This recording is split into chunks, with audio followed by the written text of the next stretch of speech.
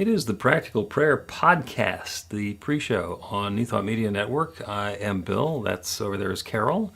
And this particular edition of the podcast is pre-recorded. I have another commitment at our regular broadcast time, which is when you on New Thought Media Network are watching this. So we're going to rebroadcast it and then turn it into a podcast. It's going to go out in about a week. So the usual invitation that you can put stuff into the chat on social media is invalidated just for now.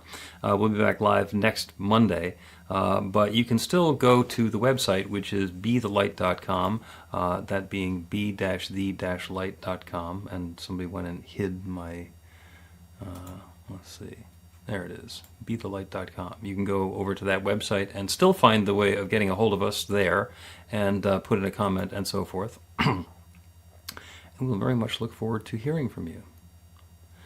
So, Carol, we missed last week. Yes. I went on vacation. How dare you? It was... How dare you? You know, I'll have to own it. It was fun. It was nice to get away, especially when it's really cold in Philadelphia, to be able to get onto the beach for a few days. So it reminds me of what I like about summertime. Yeah, well. Which is not having to think about what you're wearing when you go outside. Absolutely. Absolutely. I did go to the beach, I told you. I went to the shore one Yep. day. It was really And cool. you're in New Jersey. It doesn't matter whether it's North Jersey or South Jersey. It's still the same cold Atlantic Ocean. It's still cold, but I had so many clothes on. I didn't even feel it. It was great. And by the way, it was the warmest day we had so far in the winter. So it was not terrible. And I stayed an extra long time. So that was a shock to me too. And I went down to the edge where the water was. I just didn't go in. There's something intimidating about the ocean in New Jersey in February. So Right. I get it. I absolutely get it. But I would have Okay. traded it for your location. Yeah, there were some nice parts about that. There were some challenging parts about it, but it's overall, I'm glad I went, and I'm glad I'm back. And let us go ahead and record an episode of the Practical Prayer Podcast, because you have a wonderful topic for us today, which I'm not going to reveal until we get into the episode. A practical prayer is a prayer that works. These discussions between Reverend Bill Marchiony and Carol Lawrence dive into the details of how it works and how to work it. Reverend Bill is a New Thought minister and the author of Practical Prayer for Real Results. Your new life begins with a new thought. Carol Lawrence is on a spiritual quest, finding the New Thought teaching after decades on the pulpit in 3 different traditional denominations. I've got some questions. Together, they're exploring the philosophy and activities that come together from many of the world's religions to create the practical spirituality that is New Thought.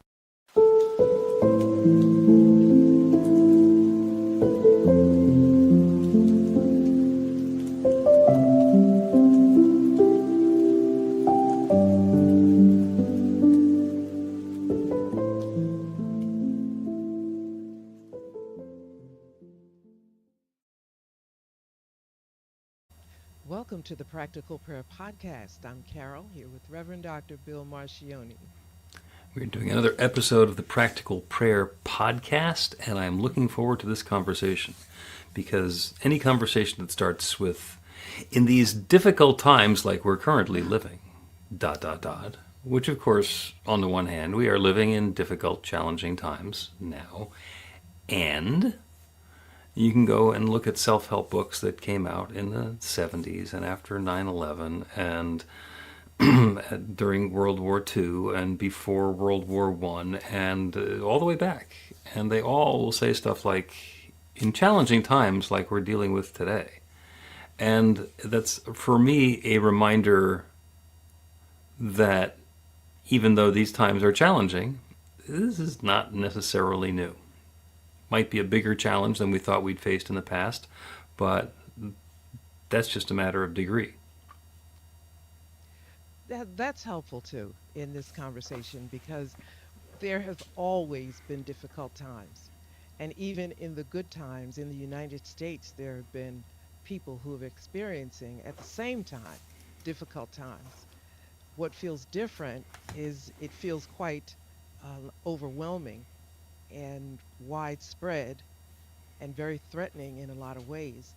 But it just occurred to me in my quest to try to figure all of this out. I have a choice. We all have a choice as to whether how we want to handle it. Do we want to be upset? And the first thing I always think of is, well, if I'm upset, I can't figure anything out. So I gotta not be upset. I have to choose not to be upset. And that's when my you're gonna love this. That's when my control freak nature works in in my favor. You do not be upset right now.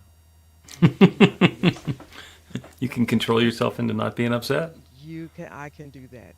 I can do Excellent. once it well if I have a choice, and it's just reminding myself that I have a choice.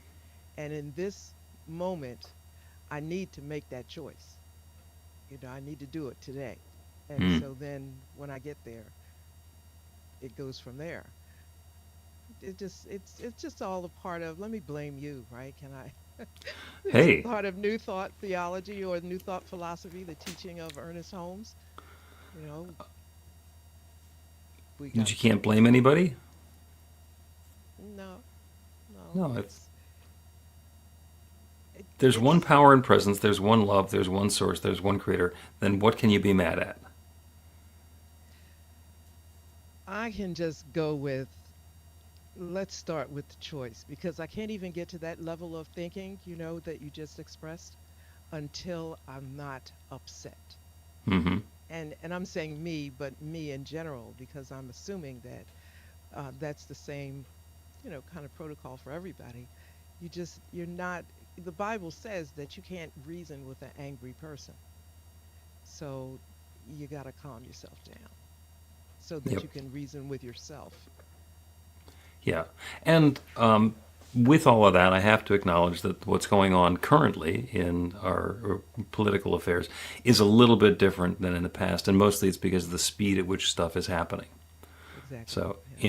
in a lot of cases, something happens, and then there's an adjustment, and there's a push and a pushback, and a reestablishment of equilibrium. And now stuff is coming really, really fast. It's turning very quickly, and it's faster than the usual systems are geared up to respond. And something will happen. There will be whatever changes, adjustments, damage, carnage. You pick your word, whatever it is that happens, and then the system will start to weeble itself back into position because that's the way our system works. Hmm. Unless it's completely toppled and turned over, in which case you and I get to be different people than we are, and I don't think that's going to happen.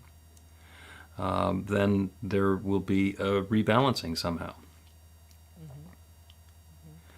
So as I was sitting on the beach last week, I got a wonderful lesson from the sunrise because we were in a place where we could see the sunrise. I could see the sunrise every day.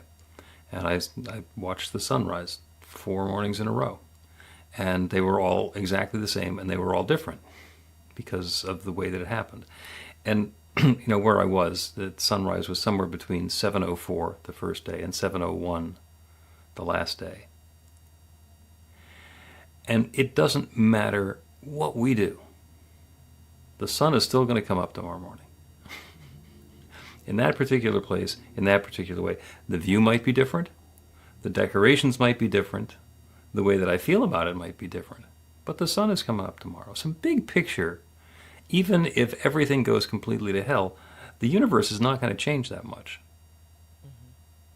And I know that one of what you wanted to talk about was the sort of the intersection of God's will and purpose. Yeah, in a very personal way within the narrative that we're living right now, because there is things are happening quickly. Yes, they are Hmm. happening quickly. But when you think about it, over the last couple of years, a lot of things have been happening quickly, and we've noticed it, and just in small ways. because I can remember conversations that I've had with people. Can't believe this is happening. This is happening so quickly. Maybe not negative things, maybe just little changes in life and just things that you notice. So, in this scenario that we're talking about right now, things are happening so quickly, for me, when I had to decide how I was going to respond within it all, I'm not going to get freaked out because I'm just not doing that. So I have to look and say, okay, this is something else that happens really quickly, and find my way to walk through it. And that's what I'm talking about in terms of purpose. Not God's overall purpose and why is all this happening, but is there a or assume that there is a personal purpose, at least one of the things we can assume, how we can walk through this, not knowing. You said you talked about, I think you didn't use the word casualties, but there's I know what you mean. collateral, collateral damage. There's going to be Hmm. collateral damage. And there always has been. Sometimes it hasn't been that visible. Maybe it didn't show itself or manifest itself in certain communities, certain socioeconomic spaces, but there's been collateral damage all over the place always. Hmm. So, okay, this is not something that like came from outer space. So I look to get centered in this. And you mentioned it's not, this is going to balance itself out. Maybe not before, like the tsunami takes down a bit of property, Hmm. but there is everything changes. And so this is in a way, this is really different to say. This is opportunity in a sense. Always. This Always. is, yeah. And hesitated with that because I didn't want it to sound insensitive. Because when people are hurting, they don't want to hear about opportunity. But it is. That's at least one perspective you can look at it for maybe 10 or 15 minutes and see if there's any merit in there, something that you can, extract from that. And just a really practical example of what you're talking about. So the current government administration is going through and like tearing down stuff that's been there for decades, just crumpling it up and throwing it away. And there's the huge outcry from people who say that's been serving a wonderful, very important, vital purpose, and how dare we just throw away all of this very good work. And it is completely likely that whatever we were doing before is going to get reinstated, at least to a certain extent. And it's also completely possible that as we bring it back, instead of bringing back the whole thing, the parts that were working well and the parts that were just leftover dinosaur stuff from the early days, that we get to reinvent it along the way. Hmm. So, is everything that I was doing 5 years ago valuable? Well, no. I can look back 5 years ago and say, well, that didn't work, and I could have done this differently. And things that I set about doing and committed myself to, it turns out were not the most productive thing in the world, and I could have used my energy for something different. Well, maybe that's what we get to do now. I don't know. Do I think this is the way to do it? It's none of my business. Do I think this is a good thing? Again, none of my business. But I do get to pay attention and say, what is it that we're creating next? What is it that we're ushering in? And make sure that that fits with who I want to be. Because, there's a huge world that's going on. There's, politicians and government that are in power. And, there's this huge country with 330 million people. But this is my country. I got one. This is my world. I got one. This is my universe. I got one. And I'm a participant in it. So to whatever extent I have something to say about it, I'm going to pay attention to what the possibilities are, to what the opportunities are, and be prepared that when it is my turn to take a step, I follow the guidance and take the step. And in the meantime, let go. Hmm. It's possible to spend 4 years or 8 years gasping. It doesn't help. when we take a breath, uh, in meditation, it, the breath is so important. And I see the taking a breath as a pause.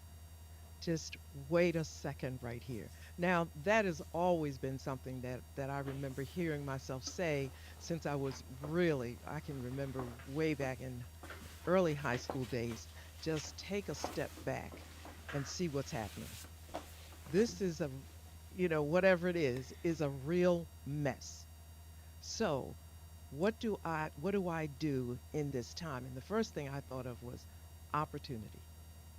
Let me see what's happening here. That is an opportunity for me to grow, for me to move forward, for me to notice, for me to learn all kinds of things, not to deny the fact that there is a lot of upsetness. It feels like confetti just got thrown up in the air. Yep. So, but here's the other thing, right? Um, like the universe is very orderly. The planets don't just go crashing into each other.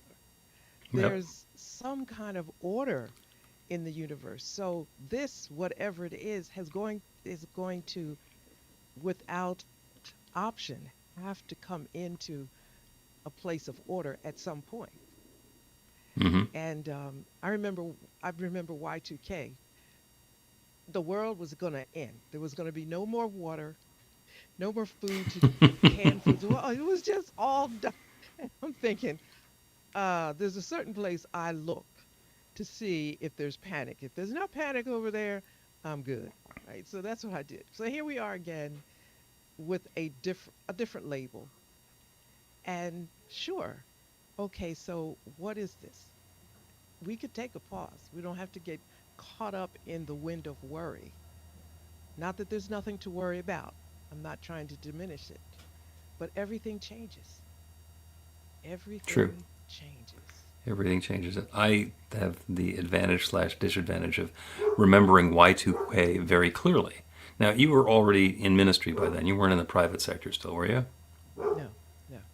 Okay. Because I was still in the private sector, and in fact, I was working for the huge technology company, the one we had in common, which was Digital Equipment Corporation. And Y2K was a huge thing. Oh my God, this could be awful. We need to do remediation and mitigate and all the rest of it.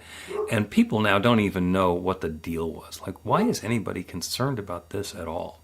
And I've actually spent some time thinking about it lately because it was a catastrophe, and it could have been a catastrophe, and we avoided a catastrophe, and everybody thinks, oh, it was just a big lot of noise about nothing. And the fact of the matter is, if we hadn't done all the stuff that we did about Y2K, it would have been a catastrophe. And here's what happened. Back in the middle of the 20th century, when computers were coming into being, they had to store the years for something. So 1968 was just 68, because they all started with a 19. And it wasn't an issue. And back in the early days, it was expensive to store data, and storing an extra 19 with everything was just inefficient. And unfortunately, as we got to the point where we were going to stop using 19s, and we just had a 68 and an 00, it's very likely that the computer would get confused. Is this 38 years from now or 38 years ago? And that sort of confusion is really bad for programs because the chances of them all making the right guess and working properly were non-existent. So something would have stopped working. And it's possible that everything would have stopped working. You have somebody that says, oh, well, just, wait 10 minutes, but then it's going to wait 100 years plus 10 minutes. And that means that it's broken forever until somebody goes in and wrenches it back into operation. So that's what Y2K was about. It was about understanding that we'd made an assumption for all of the very pragmatic reasons that we did, but now we needed to go back and fix all of that. Unfortunately, we got desensitized a little bit. Oh, well, it was nothing. Well, no, the people who did all the work to remediate fixed it before there was a problem, and there were only a couple of little tiny problems that glitched about at the beginning of the century. Fast forward. So we got climate change now. Oh, it's the same thing. You don't need to deal with that. It'll go away by itself. Well, no, you still need to deal with it. It's a thing, and we should probably attend to it, because otherwise it could come back around and do something awful. And all of the other things everybody just likes to brush stuff under the rug, and there's no longer room under the rug. So we do have the opportunity to pay attention to the circumstances and the situations and what's going on, especially situations that we've created ourselves. Humanity gets itself into a situation. Humanity can probably get itself out of the situation, rather than saying, well, God will protect me. It's like, no, God gave you the tools to cause this problem. So what I'm hearing in your story is to look at it and say, okay, well, it'll just take care of itself, is not the best way to look at it. That's rather immature way for it to be looked at. So I hear the head in the that. sand thing, yeah. It's likely that's not going to be the best. And the example that you brought up and you explained Y2K was a perfect example of what I'm thinking, what I want to share from my thoughts in that. There were people who were able to fix it. There were people. And 1 Corinthians 12, there's, I hugely appreciate the Bible, of course. There's some scriptures or some stories that really make a lot of sense in times like this. So in 1 Corinthians 12, there's gifts. So each of us possess different gifts. And I hugely respect that. Because you can do something that I can't do. And a situation may come about that I'm going to have to call you rather than try to fix it and break it and mess it up and make it worse. So I recognize that you have these gifts. That was intentional, without going back too far. That's intentional. We are all different. So Yep. I respect that. And so Ernest Holmes, and I'm rushing through this because it feels like I need to rush through it, but Ernest Holmes talks about one mind, and we all think from that one mind. Mm-hmm.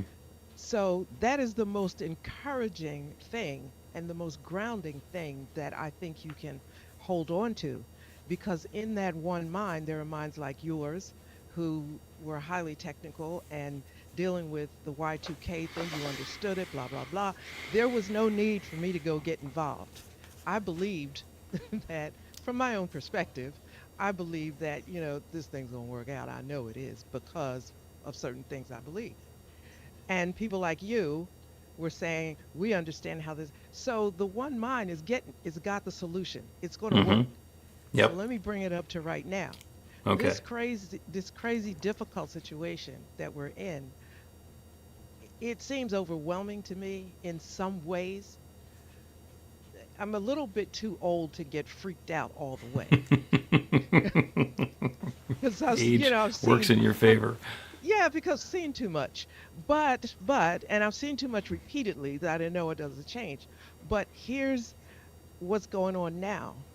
And that one mind is still able and got people in it that are going to do what needs to be done, because that's why we're here. You know what I mean? I'm here to do what I do. And, somebody asked me, well, listen, this is the air I breathe. This is the air I breathe. I don't know how to cook. I'm not a good cook. Don't send me any notes or recipes about how you're going to pray for me to be a good cook. I don't care. Yep. That's not what I do. This right here is what I do, whatever that is. And that's why I'm here. So I trust that the solution to this crazy madness, the solution is already in the divine mind. Do you know what I mean? I know exactly what you mean. And I think I know where the problem came from, and that kind of leads towards where the solution is. Let's take a break, and then we'll come and talk. We'll come back and talk about sense of separation.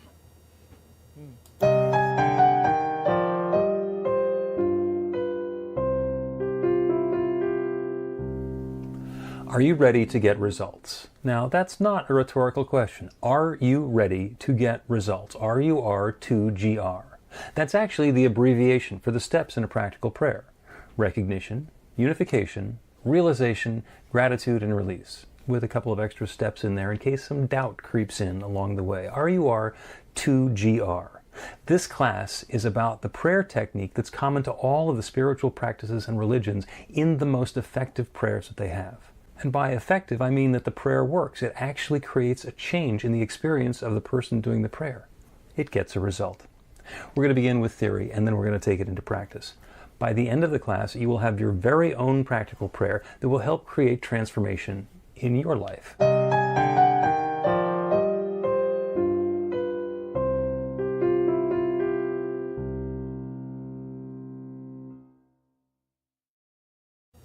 Welcome back to the Practical Prayer Podcast. I'm Carol, here with Reverend Dr. Bill Marchiony. We're having a conversation about these troubling times in which we live and the ways to think about it and work on it and not necessarily just wring our hands in anguish about it. And I said before the break that we would talk about the sense of separation. Because we talk a lot about the notion and the belief, the core fundamental belief there's one mind, one power, one presence, one love, one source that is sharing itself as all of its creation.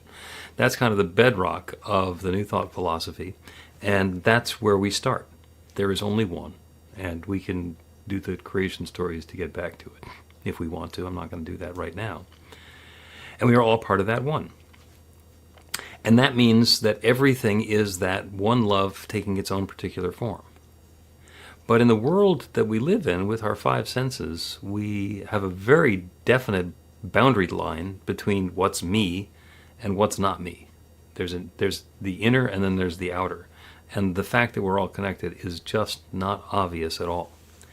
And as soon as we have that illusion, it is possible. And what we're seeing now is people are saying, well, if I'm over here and you're over there, then in order for me to be a winner, whatever that means, then you need to be a loser. It's a zero-sum game. We're starting out with one pie and everybody gets a piece of pie, rather than understanding that it's an infinite pie and we can all have as much pie as we want. And by the way, everybody who's listening to me has had the experience of going to an all-you-can-eat buffet and trying to beat the buffet and eat more than they have, and it's not possible. no matter what you bring to it, you're going to fill up before it empties out. That's the nature of the universe. And we forget. We think, oh, I have to get that slice of turkey before somebody else gets it. And that's where the whole game goes sideways, is to think that I need to take something away from somebody else in order to have something for myself. And there's a boundary between our spiritual nature and our experiential, our physical nature, our human nature, where we can live in a world that's limitless and infinite, where there is no separation, but it could be experiencing that separation and then act in ways that go completely against what would be true about our nature if we understood our connection with everything. So that's what's playing out. People think they need to take stuff away from other folks in order to have stuff for themselves. Yeah, I see that. What about the never enoughness? Because certainly there's enough. Yeah. I love the pictures that come back from the drones when it just around the world, it just shows all the beautiful foliage and what there is enough of everything. But I think there's something like some little piece in the brain that's off that says, what I have is not enough. I got to get more. I got to get more. I want it all. I want everything. That's something to look at, I think. Absolutely. Yeah. Because absolutely. Even, a lot. Go ahead. No, and in terms of our separation, yeah, I have to take it because it may not, I have to have this. But when is there enough? And to say that one person cares about another and say, okay, I have enough. Do you have enough? Let me help you get enough. Well, nobody wants to get to that level of the discussion.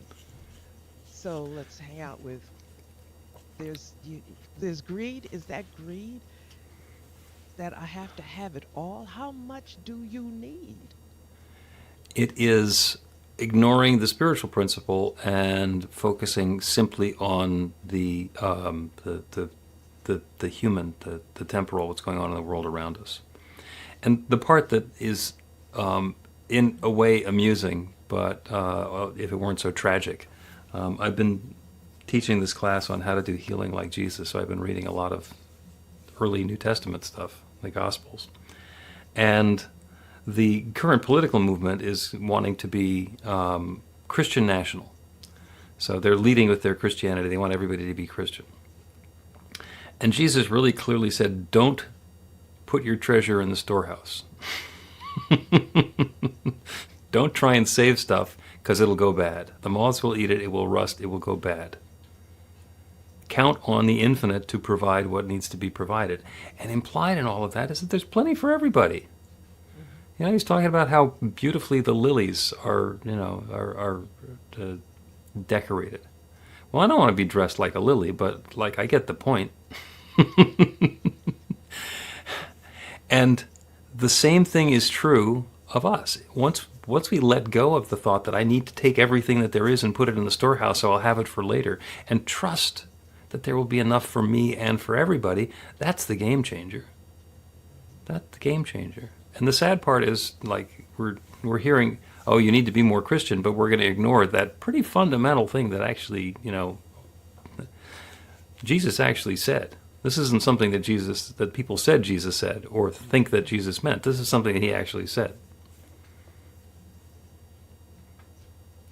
So that's why years and years ago, I just got this crazy idea to lift out all the red letters and read what Jesus said. Before I found books that did it for me, I did that. Oh, no, you did that manually? That's cool. You can find them on the internet easily now. Yeah, now, thanks. I was thinking about when you had to go up in the stacks and sneeze because of the dust on the books. So, I'm telling it all on it. But, I keep this in my mind because of the metaphysical interpretation of things. Interpretation is king. I keep saying that. Interpretation is king.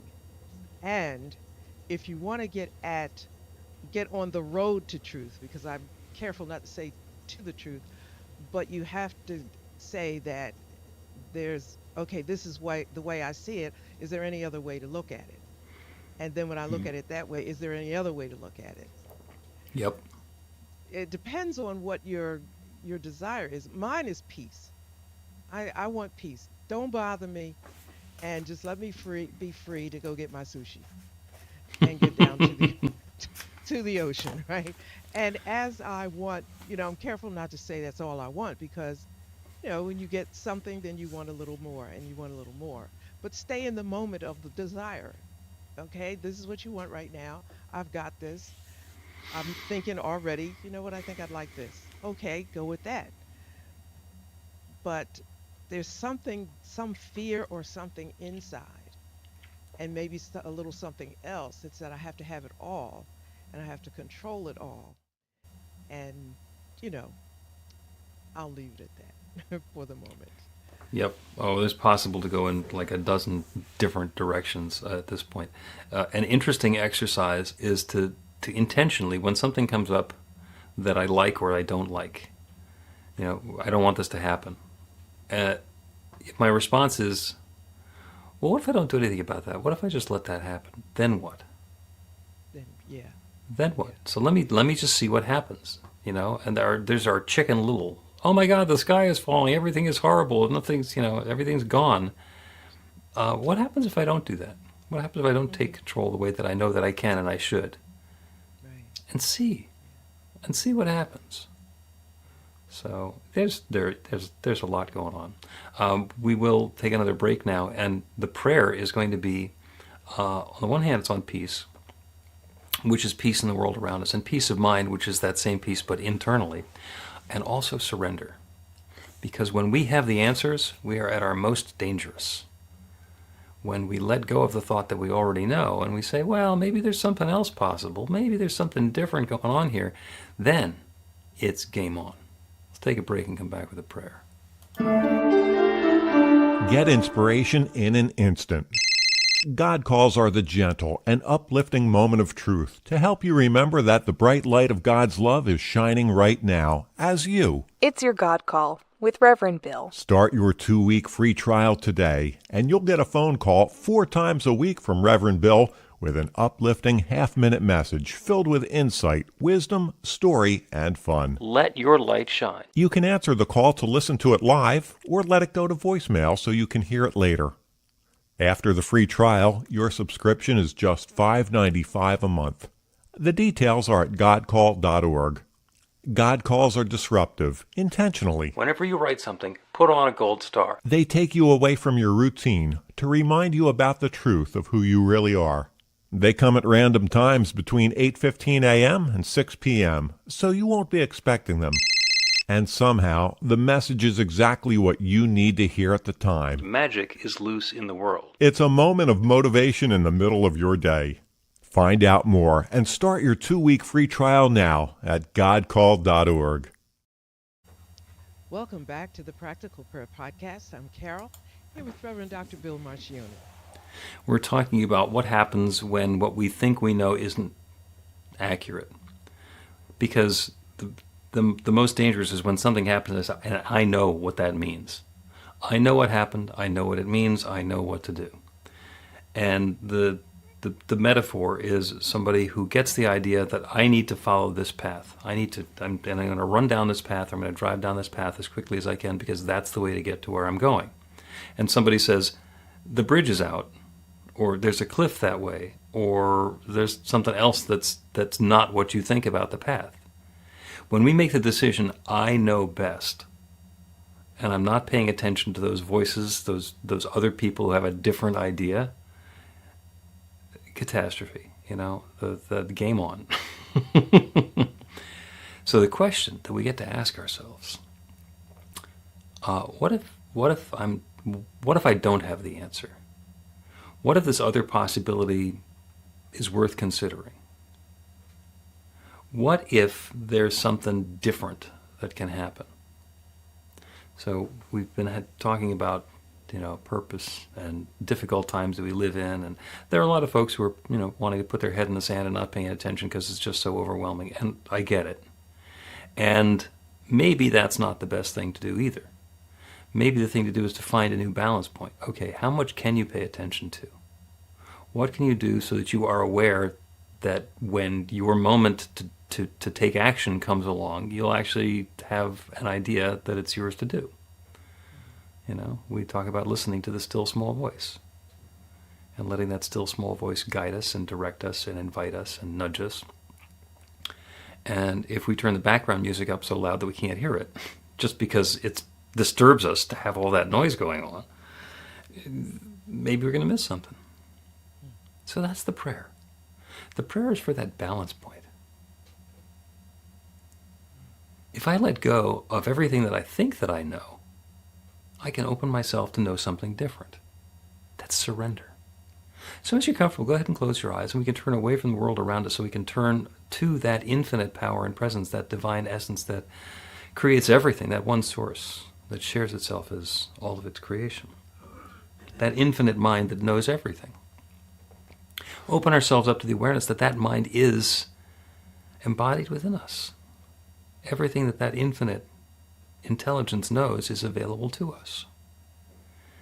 And in order to access it, we need to let go of whatever thoughts are filling up our minds that we think must be the truth because we thought them. Take a deep, full breath. Let yourself be filled with a brand new idea.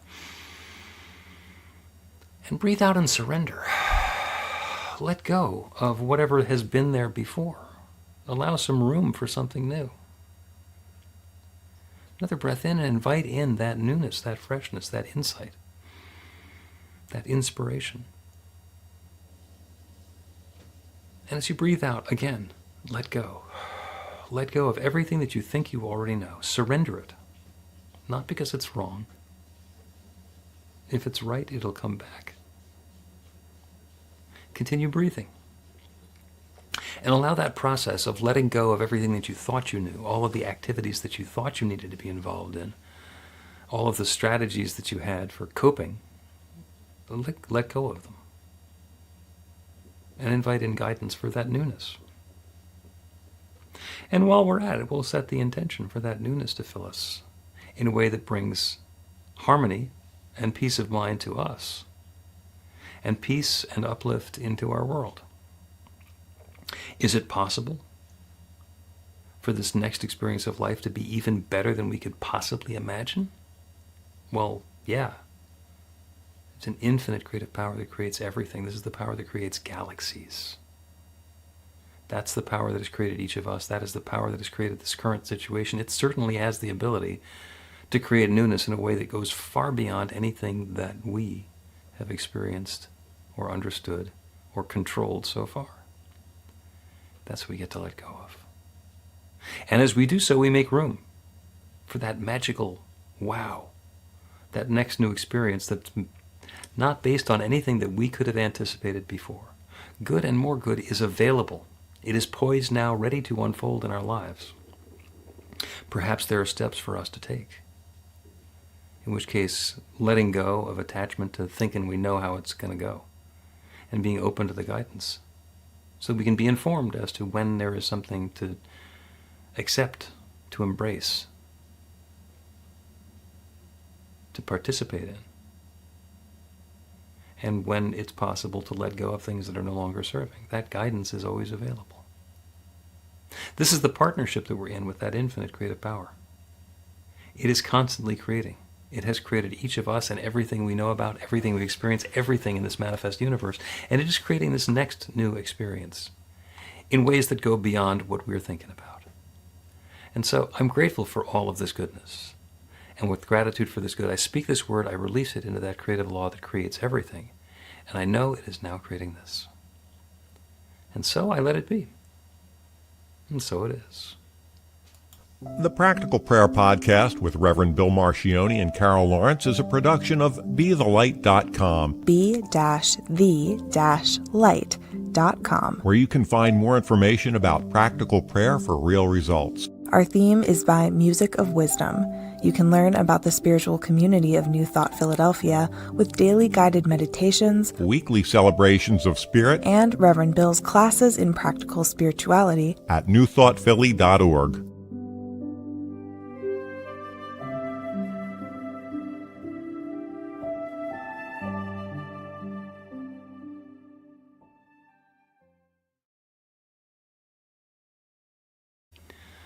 That is the Practical Prayer Podcast for today. We are recorded, so no possibility for putting a live comment or question into the social media.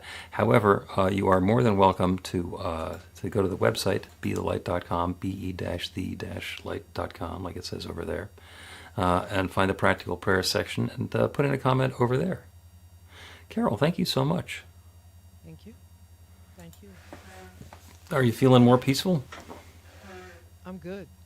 Took care of that. I took care of that when I went to the ocean because I needed to take care of that. Okay, well, good for you. Do what you need to do to take care of yourself. I have to skedaddle out of here to get to the next meeting. Thank you so much for making it for the recording, and we'll see everybody live next Monday on New Thought Media Network.